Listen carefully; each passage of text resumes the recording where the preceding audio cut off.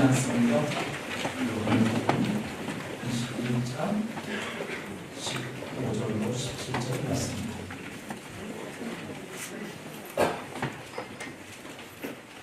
요한복음 21장 15절로 17절 말씀입니다. 함께 하나님 말씀 받도록 하겠습니다.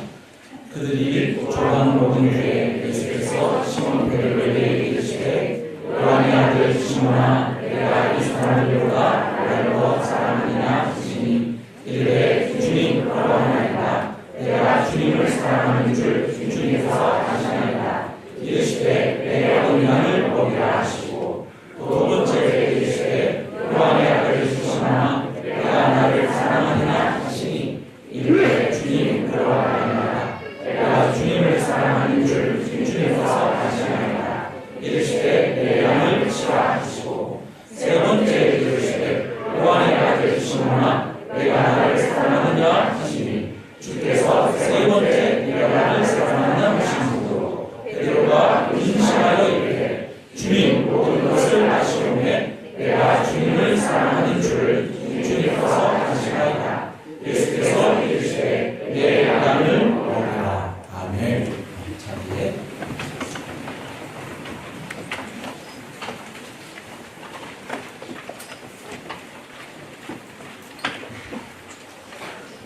지난주에 나눈 것처럼 2019년 새해 강서교회 표본은 그리스도 예수의 은혜로 강해지는 공동체입니다.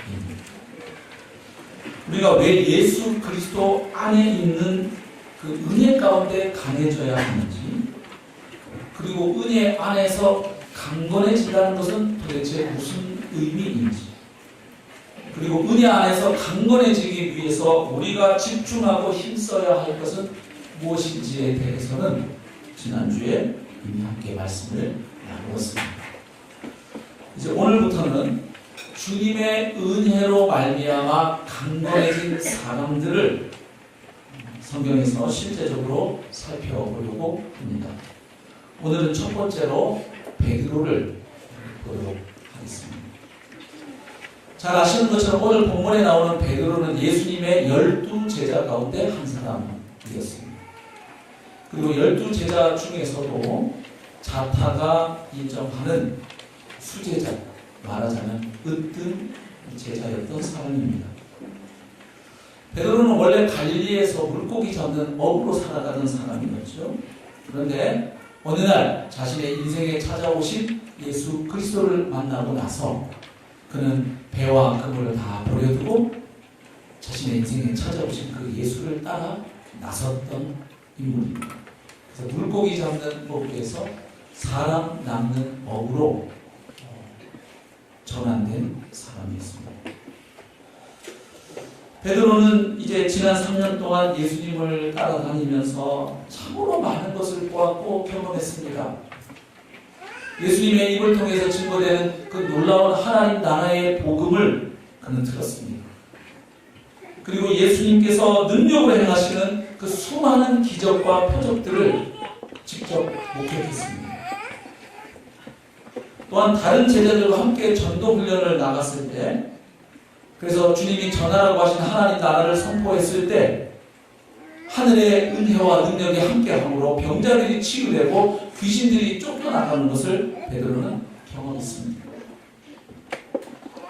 그리고 예수님께서 오병이어의 기적을 행하시고 그날 밤 물 위로 걸어오셨을 때, 비록 짧은 시간이지만 베드로는 예수님처럼 물 위를 걷는 경험을 하게 됐습니다. 그날 예수님이 물 위로 걸어오신 것을 보고 제자들이 전부 다 놀라서 혼비백산했죠. 그래서 유령이라고 고함칠 때 예수님이 내니 두려워 말라 말씀하시니까 나서기 좋아하는 베드로가 어떻게 합니까? 만일 주님이시면 저보고 물 위를 걸어오라 명하소서 이렇게 부탁하죠. 그랬더니 주님이 걸어오라 하니까 주님 말씀 붙잡고 걸어가다가 그만 그 풍랑이 있는 파도를 보고 그 물결을 보니까 그만 두려워서 빠지게 되었고, 그 순간 주님이 그를 건져주시긴 했지만 그래도 다른 제자들은 경험해보지 못한 일입니다. 특별한 경험을 한 거예요, 베드로. 그리고 빌립보의 가이사랴 지방에서 예수님께서 제자들에게 물으셨죠. 첫 번째 질문은 사람들이 인자를 누구라고 하는가. 그 질문에 제자들이 이러저러한 대답을 했죠. 그랬더니 예수님께서 두 번째 질문을 하셨습니다. 그러면 너희들은, 나와 함께하는 너희들, 나를 따라다니고 있는 너희들은 그러면 나를 누구라고 하느냐. 그때 베드로가 나섭니다. 다른 제자들을 대표해서 그 유명한 신앙 고백을 하지요. 주는 그리스도시요 살아계신 하나님의 아들이시니다. 네, 그 놀라운 신앙 고백, 교회의 토대가 되는 그 놀라운 신앙 고백을 바로 베드로가 했던 것이죠. 그래서 이런 과정에서 베드로는 자연스럽게 12제자 가운데서도 으뜸 제자, 수제자로 부각되고 또 인정을 받게 되었습니다. 그런데 이상하게도 베드로의 신앙 고백이 있고 나서부터 예수님은 그 전에 하지 않으시던 특이한 말씀을 하기 시작하셨습니다. 그 말씀은 다름 아니라 예수님 자신의 고난과 죽음에 대한 예고의 말씀이었습니다. 이른바 순환 예고라고 하죠. 베드로가 보기에 메시아라면 마땅히 예루살렘에 올라가셔서 왕의 자리에 오르셔야 되고, 그리고 로마의 압제하에서 신음하고 고통하는 이 이스라엘을 다시 회복하고 구원해서 다윗 왕 시대의 영광을 재현해야 마땅한데, 메시아라고 고백하고 나서부터 주님 하시는 말씀은 이상하게도 자신의 고난과 죽음에 대한 이야기, 물론 부활도 얘기하셨지만 베드로의 귀에 그런 이야기 계속 들려왔습니다. 그러나 주님의 그 말씀은 베드로가 보기에는 이해할 수도 없었고 받아들일 수도 없었습니다. 어떻게 하나님께서 보내신 영광스러운 메시아가 저주의 상징이고 수치의 상징인 나무에 십자가에 달려 죽을 수가 있겠습니다. 그런데 예수님은 예루살렘을 향해 올라가시면서 한 번도 아니고 여러 차례 반복해서 계속 그 말씀을 하시는 겁니다. 자신의 고난과 죽음, 그리고 3일 후에 있게 될 부활에 대하여 계속해서 말씀을 하십니다. 함께하는 예루살렘에 입성하신 예수님, 나귀를 타고 겸손하게 입성하셨죠. 그 예수님께서 마치 6월절이었기 때문에 제자들과 6월절 식사를 함께 하시게 됩니다. 그 식사 자리가 결국 최후의 만찬 자리가 되고 말지요. 그 식사 자리에서 예수님은 또다시 자신의 죽음에 대해서 예고하십니다. 그리고 충격적인 말씀을 이어가셔요. 그 내용이 무엇입니까? 이제 잠시 후면 예수님을 따라다니는 이 제자들이 다 스승이신 예수님을 버리고 도망갈 거라는 거예요. 다 흩어져 버릴 거라는 거예요. 마치 구약에 있는 말씀처럼 양들이 다 흩어져 버리라고 기록된 그 말씀에 따라서 너희들이 다 흩어져 버릴 것이다. 그때 베드로도 가만히 있지 못합니다. 예. 어떻게 합니까? 주님, 다른 사람들이 다 주를 버릴지라도, 좀 더 실감나게 바꿔서 표현해보면, 주님, 얘네들이 다 주님 버려도 이 말이죠. 지금 제자들이 같이 있습니다. 얘네들은 다 주님 버려도 저는 달라요. 저는 주님을 절대로 버리지 않겠습니다. 그때 예수님 다시 말씀하시죠. 내가 진실로 너에게 이르노니 네가 오늘 밤 닭 울기 전에 3번 나를 모른다고 부인하리라. 그런데도 베드로도 어떻게 합니까? 더 세게 얘기하죠. 제가 주님과 함께 죽을지언정 주를 부인하지 않겠나이다. 그 순간 베드로 마음에서는 진실된 마음이었을 거예요. 정말 그렇게 하고 싶었을 거예요. 그리고 그렇게 할 수 있을 것 같았어요. 그래서 큰 소리를 뻥뻥 쳤습니다. 그 이후에 어떤 일이 생기죠? 얼마 후에 예수님께서 대제사장들과 백성의 장로들이 보낸 그 무리에 의해서 체포당하십니다. 그때 제자들은 주님 말씀하신 그대로 다 도망가게 됩니다. 그리고 예수님께서 공회에 끌려가셔서 신문을 당하시게 되는데, 그때 베드로는 멀찍이 예수님을 따라가다가 그 바깥들에 있게 됩니다. 근데 그때 불을 쬐고 있는데 한 여종이 베드로의 얼굴을 알아보고 묻지요. 당신도 예수님의 제자 중 한 사람 아니요? 이렇게 묻습니다. 그때 베드로가 나는 예수가 누군지 전혀 모른다고 부인하죠. 또 묻고 그렇게 해서 베드로는 결국 3번 나중에 저주까지 해가면서 예수님을 모른다고 부인합니다. 잠시 후 달기 옵니다. 그제서야 주님 말씀이 생각나서 베드로는 밖으로 나가서 심히 통곡을 합니다. 베드로는 참으로 뼈아픈 실체를 범했죠. 돌이킬 수 없는 치명적 실수입니다. 어쩌면 베드로의 인생에서 일어나서는 안 될 일이 그에게 일어난 것이죠. 그런데 그 후에 또 어떤 일이 일어납니까? 십자가에 못 박혀서 처참하게 죽으신 예수님께서 3일 후에 정말로 그분이 말씀하시던 대로 부활하셨죠.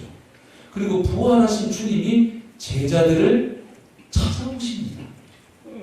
그래서 오늘 본문의 사건이 있기 전에 베드로는 이미 부활하신 예수님을 2번이나 만난 상태였습니다. 부활하신 예수님이 제자들에게 첫 번째 나타나신 일은 요한복음 20장 19절부터 23절에 기록이 되어 있습니다. 이때가 언제냐면 예수님께서 부활하신 바로 그날 저녁입니다. 그리고 장소는 예루살렘에 있는 한 집입니다. 지금 그곳에 예수님의 제자들이 예수님을 잡아 죽인 유대인들이 두려워서 한 집에 모여 숨어 있습니다. 두려워 떨면서. 그래서 그곳에 특별히 예수님의 12제자 가운데 10명의 제자들이 모여 있었습니다. 12제자 가운데 한 사람이 가룟 유다는 스승을 배신한 죄책감에 결국 목매어 자살했습니다. 그리고 또 한 사람 도마는 무슨 일인지는 몰라도 그날 그곳에 있지 않았습니다. 그래서 그곳에 10명의 제자들이 있었는데 그곳에 예수님께서 찾아오셨죠. 부활하신 주님이라 몸이 그전과 달라져서 그런지 문을 열어주지 않는데 그곳에 들어오셔서 그 두려움에 떨고 있는 제자들을 향하여 인사하십니다. 너희에게 평강이 있을지어다. 그렇죠? 지금 제자들에게 가장 필요한 것이 바로 평강이었죠. 샬롬 인사합니다.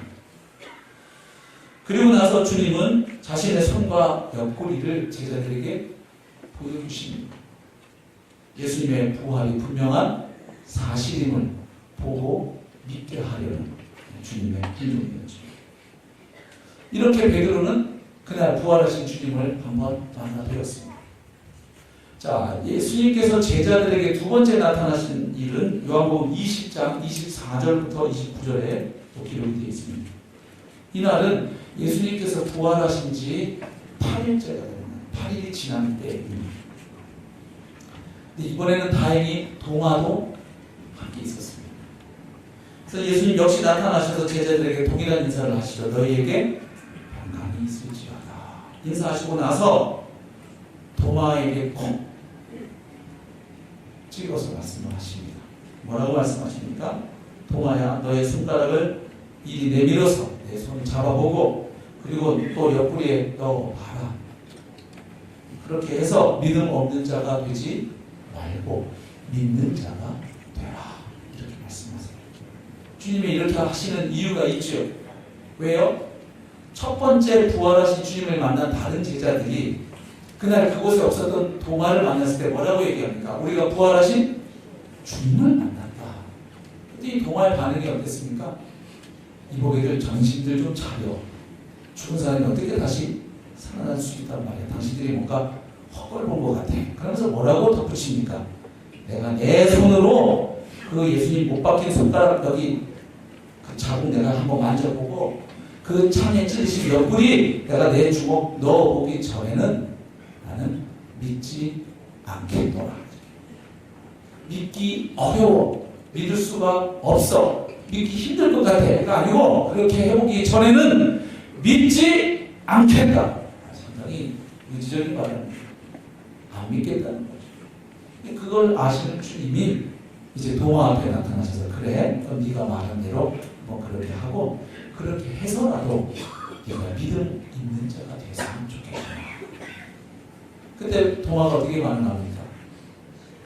주님 앞에 그리고 나의 주님이시고 나의 하나님이십니다. 그렇게 고백을 하죠.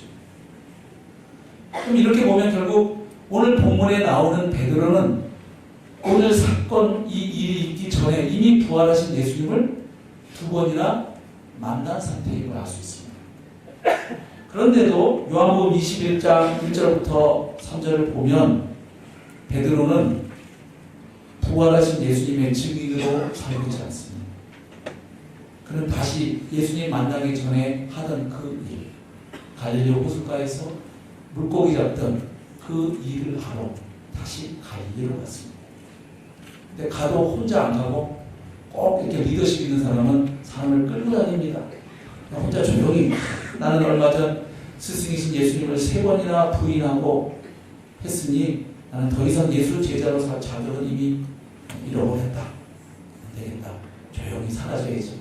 뭐 다른 일은 내가 할 게 없으니 뭐 입에 풀칠이라도 하고 살려면 물고기라도 잡아야지. 이런 조용히 가면 되죠.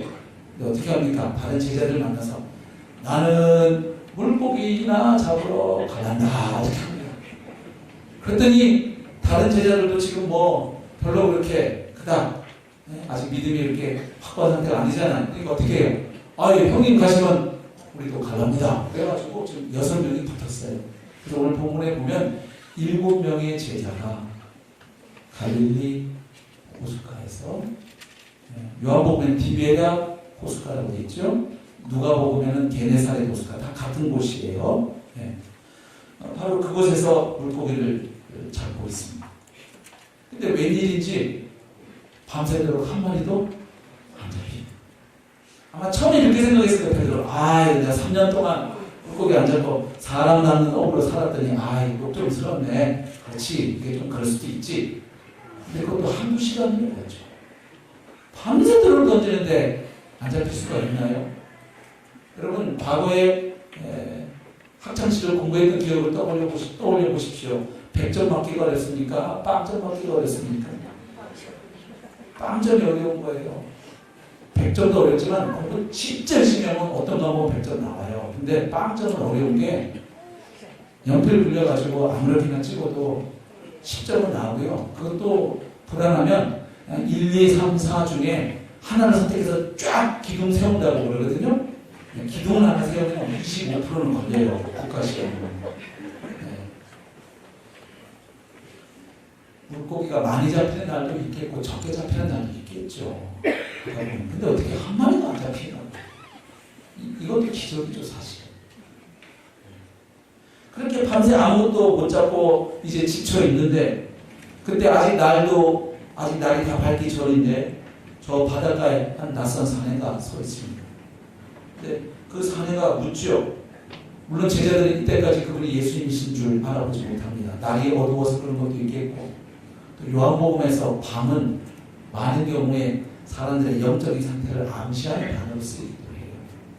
그러니까 지금 제자들이 영적으로 상당히 어두운 상태를 암시하는데 주님을 몰라봅니다. 근데 그쪽에서 사람이 이쪽을 향해 묻습니다. 얘들아, 너희에게 고기가 있느냐? 이보게들 그때 고기 좀 잡으셨습니까? 묻습니다. 근데 헬라어 원문으로 읽어보면 이 질문은 이미 알고 묻는 질문입니다. 부정어 매를 썼어요.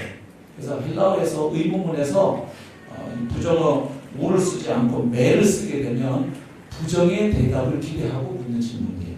말하자면 이런 뉘앙스예요. 당신들 고기 한 마리도 없지요? 뭐 이런 뜻이에요. 고기 못 잡으셨죠? 이런 식으로 예수님이 물으십니다.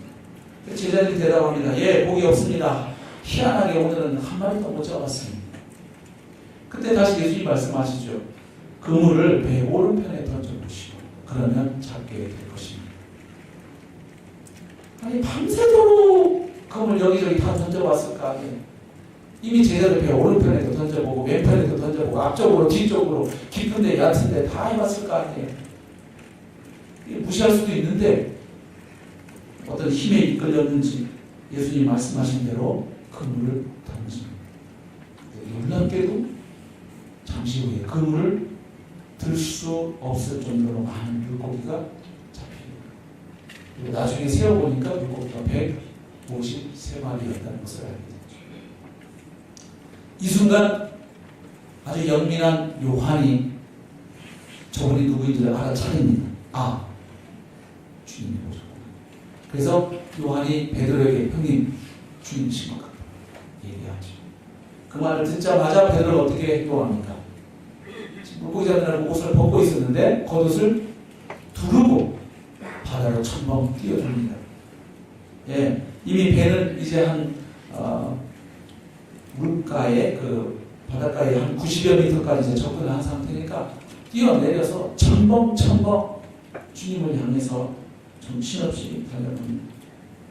그 사이에 다른 제자들은 그 물고기로 가득 찬 그 그물을 끌고 오고 있습니다.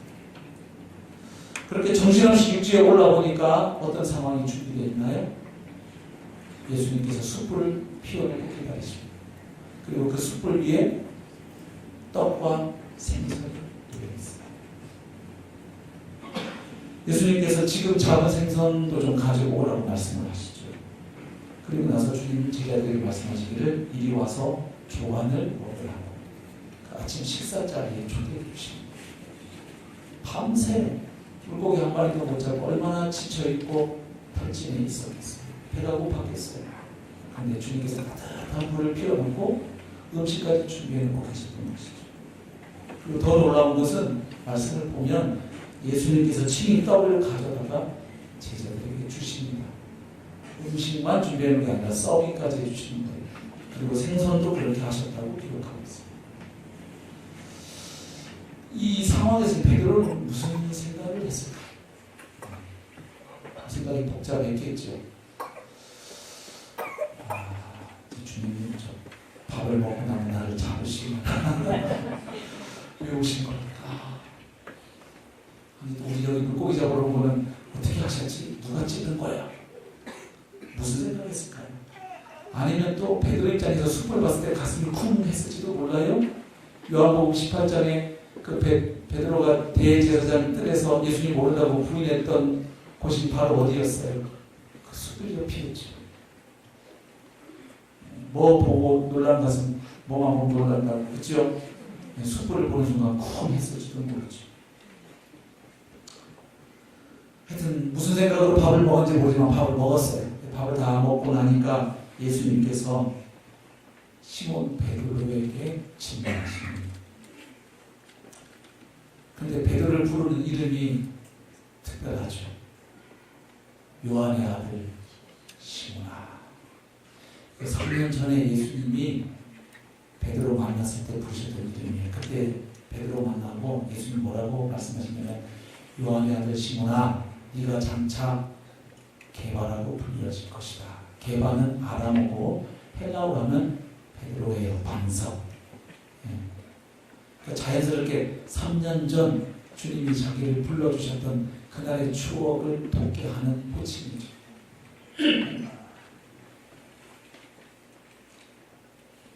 요한의 아들 시몬아 네가 이 사람들보다 나를 더 사랑하느냐. 여기 이 사람들보다 라고 사용된 헬라어 단어가 두 톤인데 사람을 의미할 수도 있고 물건을 의미할 수도 있어요. 이 사람들 혹은 이것들보다 이렇게도 번역이 가능한 단어입니다. 그래서 결국 이 질문의 의미는 세 가지가 가능합니다. 첫 번째는 베드로야 너가 이 제자들, 네 옆에 있는 이 제자들을 사랑하는 것보다 나를 더 사랑하니? 이 질문. 아니면 베드로야 너는 네가 배와 그물과 고기 잡는 일을 사랑하는 것보다 그것보다 나를 더 사랑하느냐. 그 다음 세 번째 너는 이 제자들 이 사람들이 나를 사랑하는 것보다 네가 나를 더 사랑하느냐. 세 가지 다 해석이 가능한 질문이에요. 원문을 읽어보면. 그러나 한 가지 분명한 요점은 이거예요. 베드로에게 그가 주님을 사랑하느냐고 물으신 거예요. 베드로의 대답은 어땠습니까? 예, 제가 주님을 사랑하는 줄을 주님께서 아시나이다. 저 같으면 베드로는 이렇게 대답했을 거예요. 아이고 주님, 그 무슨 그런 섭섭한 질문이 어디가 있습니까? 아니 이 세상 천하에 또 주님 따라다니는 제자들 중에 저만큼 주님 사랑하는 사람 누가 있다고 섭섭하게 질문을 그런 식으로 하십니까? 주님 저 섭합니다. 이렇게 했을 거예요. 근데 베드로는 바로 얼마 전에 요한복음 18장에 기록되어 있는 그 일, 그 숯불을 쬐면서 그 대제사장의 뒤뜰에서 주님 모른다고 저주까지 해가면서 부인했던 자신이에요. 죽을지언정 주님을 부인하지 않겠다고 큰 소리를 쳤지만 너무나 허망하게 무너져버린 자기 자신이에요. 그렇기 때문에 그렇게 대답을 못하고, 그렇다고 저 주님 사랑 안 하는데요 하자니 그것도 사실이 아닌 것 같아요. 왜? 지난밤에 밤새도록 물고기 잡으려고 그걸 던질 때 한 마리가 안 잡힐 때 이 생각 저 생각하다가 베드로가 뭘 발견했겠어요? 야, 이제 3년 동안 주님 따라다녔더니 이제는 물고기도 안 잡히고, 그리고 비록 내가 예수님 배신 때렸기 때문에 그분의 제자로 더군다나 수제자로 나서고 사역하기는 어렵지만 그래도 3년간 주님과 함께 하다 보니 어느덧 내 가슴에 그분을 향한 사랑이 쌓였더구나. 어쩌면 나는 그분 없이는 이제 살기 어려운 존재가 되구나. 내 인생이 그렇구나. 그 생각을 밤새 했겠죠. 그래서 사랑 안 한다고 말은 못하겠는 거예요. 주님 사랑한다고 대답을 해야 되겠는데, 근데 베드로는 이미 무너져본 경험이 있어요. 자기의 사랑이 얼마나 연약하고 깨어지기 쉬운 사랑이고 주님을 향한 그 충성이 얼마나 부질없는 것인지 허망한 것인지 이미 그는 아주 뼈저리게 경험을 한 상태예요.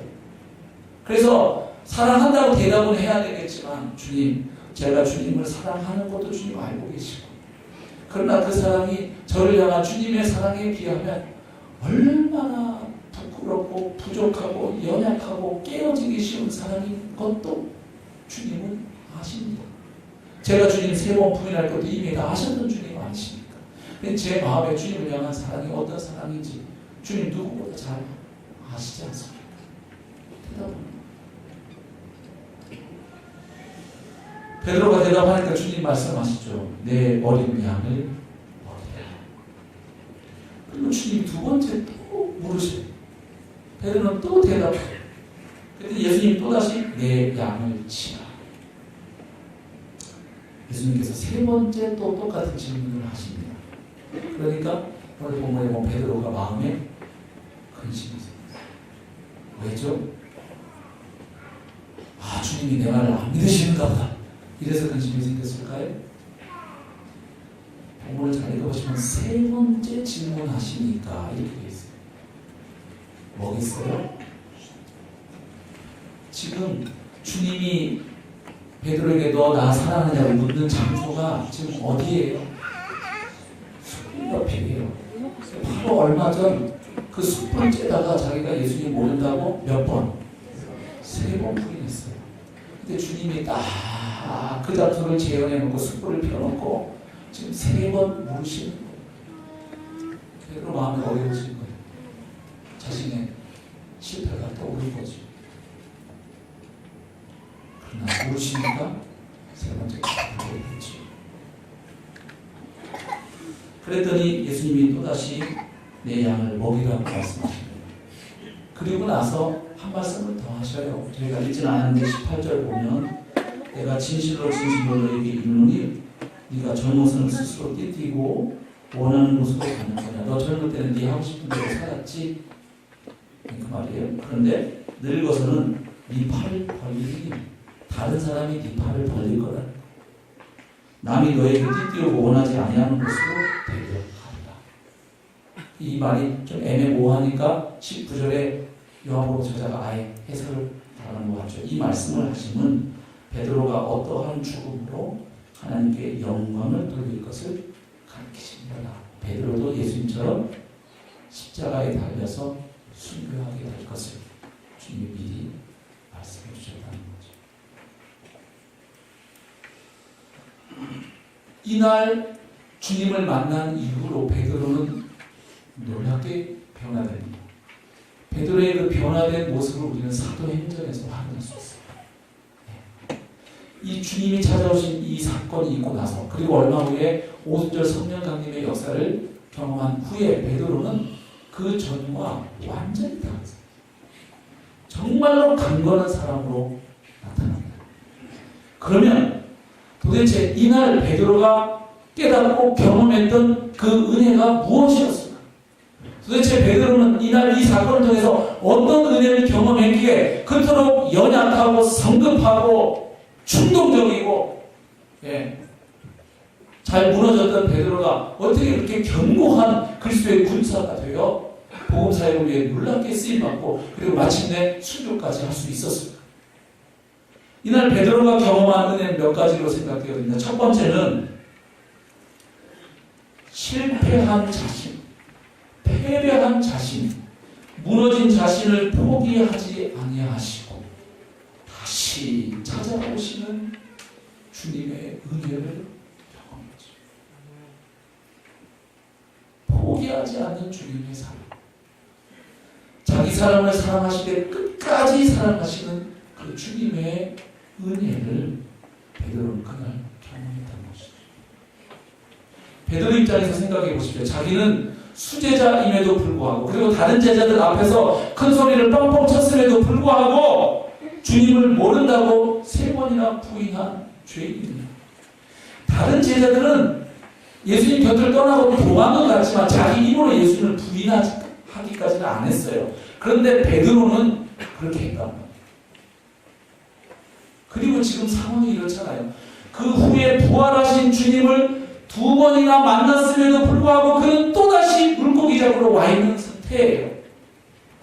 그런데 주님은 그런 자신을 포기하지 아니하시고 이 새벽에 자신을 찾아오시고 요한복음 13장 1절 말씀 6월절 전에 예수께서 자기가 세상을 떠나 아버지께로 돌아가실 때가 이른 줄 아시고 세상에 있는 자기 사람들을 사랑하시되 끝까지 사랑하시죠. 사실 예수님은 가룟유다에게도 기회를 주셨죠. 그가 돌이킬 수 있는 기회를. 그가 뻔히 배신할 걸 아시면서도 내다보시면서도 그에게 돌이킬 수 있는 기회를 주셨던 분이 주님이시죠.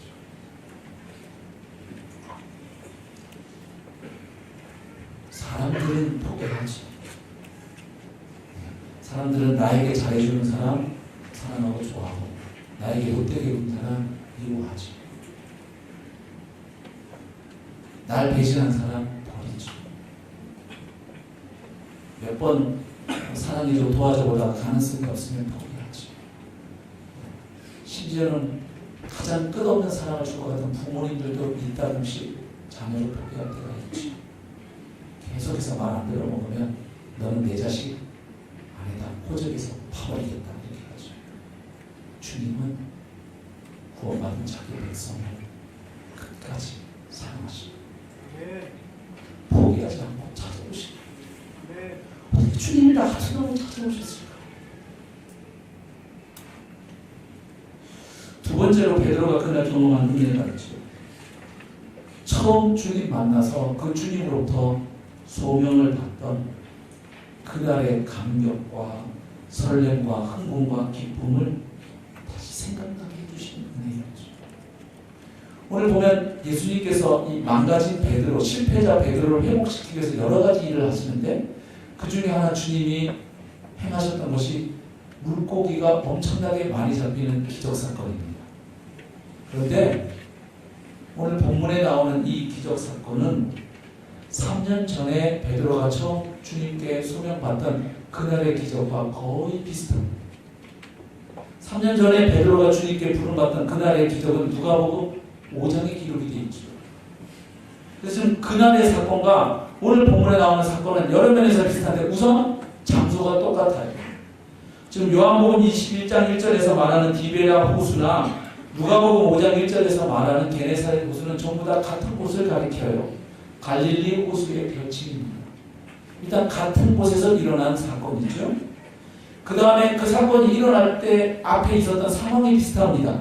3년 전 그날도 베드로는 밤새 물고기를 잡으려고 노력했지만 한 마리도 못 잡고 허탕쳤던 다음 날이었어요.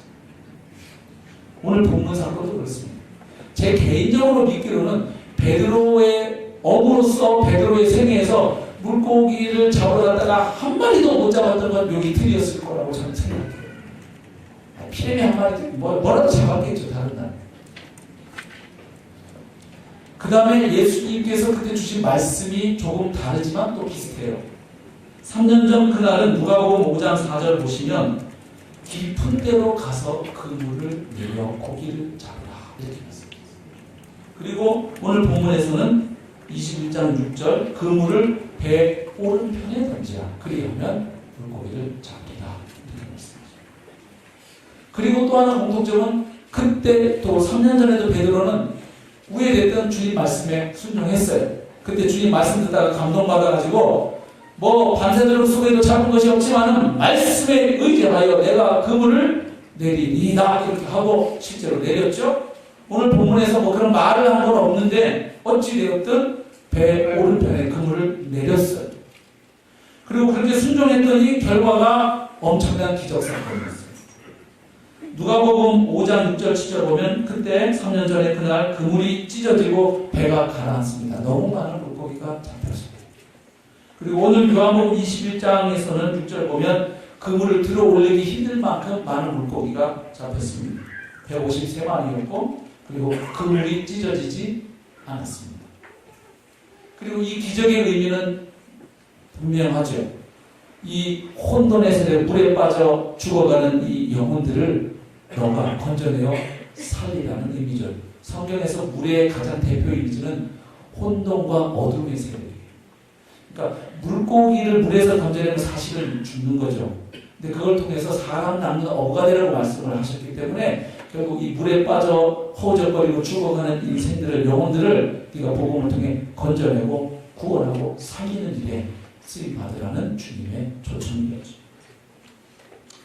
그래서 그날 주님이 자기를 찾아오셔서 불러주셨을 때 그 첫사랑, 그 처음 주님께로부터 물고기 잡는 어부에서 살아나는 어부로 부름받던 그날의 그 감격을 다시금 베드로에게 생각나게 해주시는 주님의 배려이죠.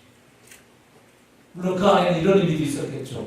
3년 전 네가 그날 그 사건을 배와 그물을 물에 들고 나를 따라 나섰는데 지금도 왜 다시 이곳에 와 있니? 네가 있어야 할 곳은 이곳이 아니지 않니? 하는 그 의미도 포함되어 있어요. 베드로가 경험한 또 하나의 은혜는 주님이 식사를 제공해 주신 거죠. 숯불 피워놓고 생선과 떡을 준비해 놓으시고 밤새 호수로 지쳐있는 자신을 위해서 음식을 준비해 놓으신 주님의 그 섬세한 사랑. 제가 예수님 같으면 무슨 생선과 떡이에요. 베드로 너 빨리 나와. 너 나와. 네가 지금 부활한 날 2번이나 만나고도 너 지금 네가 제정신이 있는 아유 너 같은 걸 내가 지게자라고 그것도 수제자라고 진짜 내가 한심 들어 이랬을지 몰라요. 뭐 이쁘다고 생선과 떡을 준비해놓고 그리고 나중에 서빙까지 하잖아요. 주님이 갖다 주고 먹어. 배고플 때는 잔소리가 효과가 없다는 걸 주님 너무 잘하신 것 같아요. 그렇죠? 일단 밥을 먹여놓고 하시는 거죠. 그 구약에 보면 엘리야도 지쳐가지고 그죠? 그 피했을 때 하나님이 어떻게 하세요? 그냥 까마귀 보내고 천사들 통해 어떻게 해요? 먹이고 마사지 해주고 아이고 지쳤지 이렇게 하시지. 이놈아 니가 지금 선지자가 돼가지고 말이야 이렇게 안 하시죠? 일단은 먹이고 재우고 그렇게 하시는데 저기 주님이 또 그러세요. 베드로 따뜻한 밥 한 끼를 먹이십니다. 그 새벽 아침. 그리고 밥 다 먹고 나니까 숯불 옆에서 베드로의 입으로 3번 주님 사랑한다고 고백하게 해주셔요. 왜죠? 실패한 바로 그 자리에서 다시 회복시켜 주신 거예요. 네가 숯불 옆에서 숯불째다가 나 모른다고 네 입으로 3번 부인했지? 오늘 이 숯불 옆에서 다시 너의 입으로 나를 사랑한다고 다른 제자들 보는 앞에서 네가 3번 고백할 수 있는 기회를 주겠다. 사실 주님이 베드로에게 너 나 사랑하니? 질문 안에는 제가 믿기로는 이런 의미도 있었다고 생각해요. 베드로야 나는 아직도 너를 포기할 수 없는데 나는 아직도 너를 사랑하는데 너는 어때? 너는 나 사랑해? 그 정도죠. 실패한 그 자리, 무너진 그 자리에서 다시 회복시켜 주시고 재기시켜 주시는 주님의 은혜죠. 요한복음에서 숯불을 피우는 장면은 딱 두 곳에만 나옵니다. 요한복음 18장 18절에 이 안티아키아, 이 숯불이라는 단어가 나오고요. 그리고 요한복음 21장 9절에 또 한 번 나옵니다. 그래서 결국 베드로는 숯불 옆에서 예수님 모른다고 3번 부인했고, 그리고 베드로는 다시 숯불 옆에서 예수님 사랑한다고 3번 고백했던 것이죠. 그러니까 베드로가 처절하게 무너진 그 자리에 주님은 다시 그를 불러 세우시고 다시 거기에서 일어날 수 있도록 second chance, 두 번째 기회를 주시는 겁니다. 실패와 패배의 장소에서 다시 일으켜 세우시는 주님의 은혜인 줄로 믿습니다. 결국 이 일을 통해서 베드로가 경험한 은혜가 이거 나 자신에게는 기대고 의지할 만한 것이, 믿을 만한 것이 없구나. 나는 철저히 연약하고 부족하고 허물 많은 인생이구나. 그런데도 주님은 그런 나를 끝까지 사랑하시고 다시 힘을 주시는 분이라고. 그래서 내가 지금 오직 주님만 바라보고 주님을 끝까지 신뢰하는 것입니다. 이걸 깨달은 게 사실은 어떻게 보면 가장 큰 은혜였죠. 그리고 주님이 배를 주신 또 하나의 은혜가 있는데 새롭게 사명을 맡기시죠. 3년 전 그날 이제 너는 물고기 잡는 어부가 아니라 사람 낚는 어부가 되어야 한다고 부르셨어. 사람 낚는 어부는 다분히 좀 복음을 전해서 사람들을 구원하는 이미지의 사역이 강해요. 근데 오늘 본문에서는 주님의 양을 먹이고 치라고 말씀하시죠. 거기에 더해서 복음으로 사람들을 구원해내는 일뿐만 아니라 그렇게 구원받은 하늘 가족들, 주님의 양 무리들을 뭐 하라는 거예요? 먹이고 돌보라는 거죠. 이 목양의 사명을 맡겨주시죠. 주님의 양 무리를 베드로에게 부탁을 하십니다. 그래서 첫 번째 내 어린 양을 먹이라 할 때는 아리아라는 말을 썼어요. 그러니까 정말 어린 양이. 그래서 영적으로 아주 어리고 미숙한 사람들을 네가 신령하고 순전한 저주로 먹여야 된다. 양육해야 된다. 그리고 두 번째 내 양을 치라 할 때는 프로바타라는 말을 썼어요. 어린 양뿐만 아니라 주님의 양물이 아니라 성숙한 양도 있을 수 있죠. 어린 양, 성숙한 양 할 것 없이 모든 그 주님의 양들을 그릇된 길로 가기 쉬운 그 양무리를 올바른 길로 잘 지도하고 또 감독하고 돌보고 훈련하라는 사명을 얘기해 주십니다. 실패자 베드로에게 다시 사명을 부여하시는 거예요. 그를 사명자로 세우시는 거예요. 그리고 또 한 가지 은혜가 있다고 생각되는데 미래에 대한 예고와 확신의 말씀을 주세요. 아까 우리 18절 봤죠. 너 젊어서는 네 하고 싶은 대로 네 마음대로 살았지. 근데 늙어서는 그렇게 안 될 거야. 사람들이 네 팔을 벌릴 거야. 그리고 너가 원하지 않는 곳으로 너를 데려갈 거야. 이게 베드로에게는 은혜예요. 생각해 보세요. 얼마 전에 다른 사람들은 주님을 버리도 저는 안 버립니다. 제가 주님과 함께 죽을지언정 저는 주를 부인하지 않겠습니다. 했지만 정말 다짐하고 결심하고 그렇게 말을 했지만 주님이 말씀하신 대로 네가 다 오르기 전에 3번 나를 모른다고 부인하리라. 주님 말씀하신 대로 그 일이 일어났어요. 그걸 경험한 베드로예요. 그런데 그 주님이 지금 네가 늙어서는 나처럼 결국 이 믿음 때문에 복음 때문에 결국 순교의 자리에 가게 될 거야. 이게 베드로에게 저주예요? 축복이에요? 축복이지요. 베드로 인생에서 다시 경험하고 싶다는 게 뭐냐면 이렇게 주님이 나를 또 찾아와 주셔서 회복시켜 주셨는데 또 내가 사역하다가 어려움이 오면 죄수가 누군데? 하나님 나라가 뭔데? 이렇게 부인할까봐 이게 베드로가 제일 두려워하는 일 아니겠어요? 그런 일이 자기 인생에서 또 일어나면 안 되는 거예요. 그런데 주님이 뭐라 하냐면 너 늙어서는 결국 순교의 자리에 간다. 이 말은 뭐예요? 이제부터는 내가 마지막 순교하는 그 순간까지 주님이 나를 붙잡아 주시는구나. 주님의 도우심과 동행 때문에 내가 전에 무너진 것처럼 그렇게 완전하게 무너지지는 않겠구나라는 확신이 되는 말씀이죠. 이게. 네가 원하는 대로 가지 않고 결국 내가 원하는 대로 너는 그 길을 갈 수 있어 이 말이잖아요. 이거 얼마나 힘이 되는 거예요. 베드로한테는. 은혜죠. 그리고 그 자리까지 가도록 누가 함께 해주시겠다는 약속인 겁니까? 주님이 함께 해주시겠다는 거예요. 주님이 가시는 그 자리 내가 너와 함께 너도 그 자리에 갈 수 있고 내가 같이 가줄게 그 얘기죠. 그래서 이렇게 회복된 후에 그리고 오순절 성령 강림의 역사를 경험하고 난 이후 베드로는 정말로 강건한 사람이에요.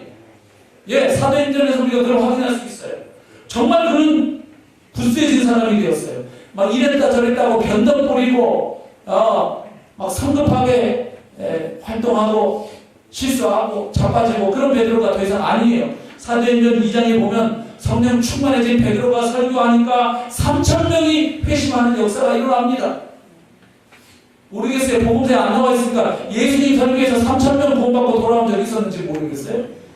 베드로 설교하니까 3,000명 돌아와요. 사도행전 3장에 보면 기도하러 올라가다가 성전 미문에 나면서부터 못 걷게 된 그 장애인을 만나니까 내게 은과 금은 없거냐 내게는 예수 그리스도의 이름으로 명하노니 일어나 걸으라 해서 그 사람을 일으키는 기적을 행하죠. 그리고 사도행전 4장에 보면 또 베드로가 설교하니까 이번에는 5,000명이 돌아옵니다. 대박 났어요. 그러다가 공회 앞에 끌려가는데 더 이상 베드로가 전처럼 쫄지를 않아요. 그 서슬퍼는 공회원들 앞에서 베드로는 한치의 부끄러움과 당황 없이 당당하게 자기의 믿음과 사명을 이야기합니다. 사도행전 5장에 보면 교회 안에 이 아나니아 삽비라 거짓 헌금 사건이 일어났을 때 이 사건을 베드로가 처리합니다. 그리고 표적과 기사를 행하고요. 그리고 박해를 받으면서도 담대하게 복음을 증거하는 베드로의 모습을 봅니다. 사도행전 10장에 보면 이방인 백부장인 고넬료의 집에 가서 주 예수 그리스도의 복음을 증거합니다. 그리고 그것이 문제가 되어서 11장에 논쟁거리가 된 거예요. 어떻게 베드로가 이방인의 집에 갈 수 있냐, 그리고 복음을 전할 수 있냐. 그것 때문에 예루살렘 공회가 소집이 되죠. 예루살렘 교회에 가가지고 베드로가 이방인의 구원에 대해서 보고를 합니다. 하나님이 이런 과정을 통해서 나를 고넬료 집으로 데려가셨고, 그래서 전하라고 하는 복음을 전했더니 그들이 복음을 받아들이자 우리가 경험한 똑같은 성령의 역사가 그들에게도 일어나더라. 그랬더니 베드로의 고백을 듣고 보고를 듣고 사람들이 뭐라고 결론을 내립니까? 그렇다면 이제 이방인에게도 하나님이 생명 얻는 회개를 주셨도다. 이렇게 해서 이방인 선교의 문을 여는 거죠. 그러니까 바울이 그 이방인 선교사로서 사역하는데 그 먼저 베드로가 이런 일들을 하고 있는 것을 보는 거예요. 그리고 사도행전 12장 보면 감옥에 또 잡히고 또 하나님 은혜로 또 풀려나. 그리고 그 이후에 베드로는 베드로 전후서라는 성경 말씀도 기록을 합니다. 그리고 교부들에 의하면 베드로는 결국 네로 황제에 의해서 십자가에 거꾸로 못 박혀 순교한 것으로 전해집니다. 십자가에 똑바로 박으려고 할 때 내 사랑하는 주님, 끝까지 나를 포기하지 않으신 주님이 똑바로 다시 십자가에 나는 똑바로 못하지 기쁨, 나를 거꾸로 달아달라고 부탁해서 거꾸로 달려 순교한 것으로 정해지고 있습니다. 그러니까 정말 주님의 은혜로 베드로는 강해지고, 저와 여러분도 베드로처럼 주님의 은혜 안에서 강해지려면 먼저는 나를 끝까지 포기하지 않으시는 주님의 사랑을 믿으시기를 축복합니다. 그리고 오늘도 찾아오시는 그 주님을 영접하고 그 주님께 반응하셨으면 좋겠습니다. 그리고 처음 구원받고 소명받을 때 그 자리로 주님이 나를 이끌어 주시고 기도하고 주님이 나를 그 자리에 세워주실 때 나 같은 죄인 하나님의 크신 은혜로 구원받은 그날의 그 감격, 그리고 주님께서 나를 하나님 나라의 일꾼으로 불러주신 그 기쁨과 감격과 희열을 다시금 되새길 수 있으면 좋겠습니다. 그리고 작년 한 해 혹시 처절하게 무너지고 실패한 자리가 있습니까? 말하자면 숯불을 까겠죠. 그 자리에 나를 다시 세우셔서 거기에서 다시 일어서게 하시고 재기하게 하시고 놀랍게 승리하게 하실 주님의 은혜를 기대하시기 바랍니다. 그리고 주님께 간구하시기 바랍니다. 무엇보다 베드로가 성령 충만함을 받고 이런 강건한 삶이 되었던 것처럼 이미 주님이 보내주신 성령이 내 안에 내주하고 계십니다. 성령이 나를 더 온전하게 지배하고 다스려 주시므로 나도 은혜 안에서 강한 자가 되어 이 한 해 동안 작년에 실패한 곳에서 다시 그곳에서 승리하는 한 해, 그리고 주님 내게 맡겨주신 사명을 감당하는 한 해, 그리고 나의 알량한 지혜와 능력으로 하는 자가 아니라 나는 철저하게 무능하고 연약하고 패배자라는 사실을 인정하고 그러나 그런 나를 끝까지 포기하지 아니하시고 다시금 사용하기 원하시는 주님의 은혜에 붙잡힌 바 되어 그 은혜 안에서 강건한 자들이 되시기를 주님의 이름으로